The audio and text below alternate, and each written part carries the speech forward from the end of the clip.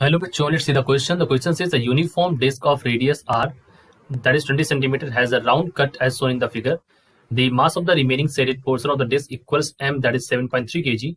Find the moment of inertia of such a disc related to the axis passing through its center of inertia and perpendicular to the plane of the disc. ठीक है, तो ये हमारा यहाँ पर question है, हमें moment of inertia निकालना है यहाँ पर. ठीक है, तो इस क्वेश्चन को सॉल्व करने के लिए हम सिंपल एक मैथमेटिकल ट्रिक यहाँ पर लगाते हैं. That mathematical trick is that कि हम ये मान लेते हैं there is super position of two complete disc, यानी कि ये और इस डिस्क का क्या है, सुपर पोजिशन है.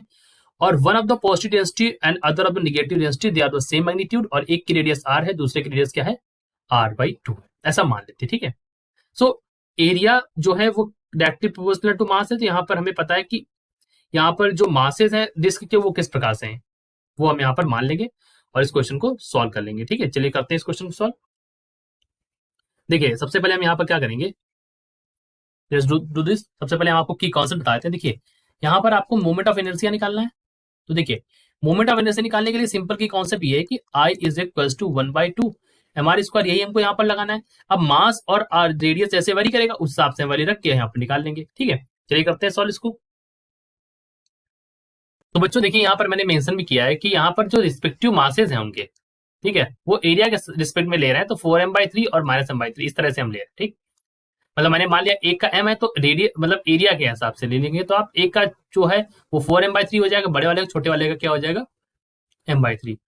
फिर कहा है respectively the consider to be sited as centre of mass, let us take point O as the origin. Point O origin हमने माना है and point X towards right. अब यहाँ पर जो मैं करना चाह रहा था, दिखाना चाह रहा था आपको, ये मान रहा था मैं इस तरह यहाँ पर. Okay, so let me show you that कि यहाँ पर ये पॉइंट यहाँ पर एक्स ऐसे मैंने मान लिया. ठीक, फिर कहते हैं ऑब्वियसली यहाँ पर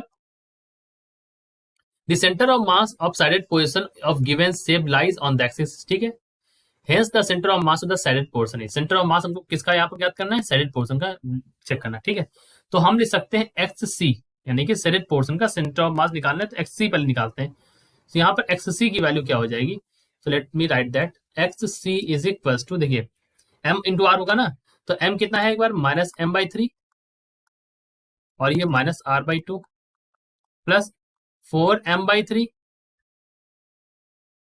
ठीक है, ये क्या है, 4m/3 और यहाँ पर क्या हो जाएगा, 0 हो जाएगा. ठीक है, और मल्टीप्लाई में मतलब क्योंकि दूरी यहाँ पर नहीं है, यहीं पर चेक करो ना आप, इसलिए 4m/3 का. फिर यहाँ पर ऐड कर दो m/3, m1 प्लस m2 करेंगे ना, ये हो जाएगा 4m/3. ठीक, सॉल्व करेंगे तो ये क्या आ जाएगा, r/6 आ जाएगा. ठीक है, तो हम कह सकते हैं कि the centre of mass, so let me right it also that the centre of mass of the shape is at distance r/6 और किधर, टूवर्ड्स x एक्सिस. ठीक है, तो इस तरह से हम आगे बढ़ते हैं. अब यहां पर क्या है कि हम क्या अप्लाई करेंगे बच्चों, we will use parallel axis theorem. तो की कॉन्सेप्ट ये भी आप मेंशन कर लीजिए, क्या यूज करेंगे, पैरेलल एक्सिस थ्योरम. अभी देखिएगा कैसे इसको यूज करते हैं. ठीक है, दो एक्सिस थ्योरम है, दो थ्योरम आपने पढ़ी होगी, पैरेलल और परपेंडिकुलर. तो यहाँ पर हम पैरेलल यूज करेंगे. पैरेलल एक्सिस थ्योरम में हम मान लेंगे जो पूरी डिस्क है दैट इज होमोजीनियस डिस्क, इसका मास m है, रेडियस r है. स्मॉल वाले का जो मास है वो -m/3 है. ठीक है, स्मॉल डिस्क ये जो है इसका मास जो है m/3 और रेडियस जो है इसकी क्या है, r/2. ठीक, अच्छा, इसी के अनुसार से अनुरूप से करेंगे. तो I2C इसको मान लेते हैं, एक को 1 एक को 2. ठीक है, तो यहाँ पर क्या हो जाएगा, 1/2 मास कितना है, -m/3. ठीक, और रेडियस कितना है यहाँ पर, r/2 का होल स्क्वायर. ठीक, अब फिर दूसरे वाले लिखते हैं, तो दूसरे वाले क्या हो जाएगा यहाँ पर, प्लस ये हो जाएगा -m/3. ठीक, ये r/2 प्लस r/6 का होल स्क्वायर. सॉल्व कर लीजिए इसको. तो सॉल्व करने पर वैल्यू क्या आ जाएगी, यहाँ पर वैल्यू आ जाएगी. देखिए अभी m और r के टर्म्स में ही मैं चल रहा हूँ. ठीक है, फिर बाद में इसको करेंगे. बाई 27 -4/27 यहाँ पर m/2.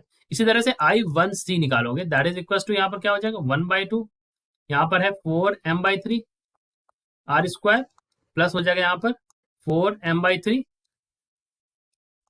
और यहाँ पर हो जाएगा r/6 का whole square, that is equal to यहाँ पर हो जाएगा 2/3 mr² प्लस यहाँ पर M R square by 27।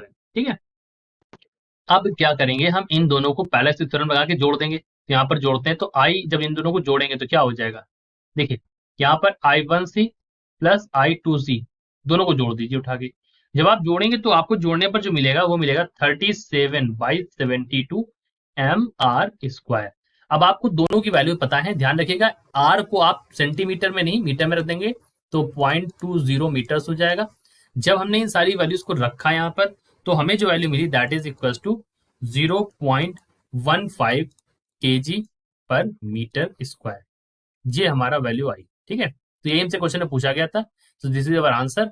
I hope you understood it well. Best of luck.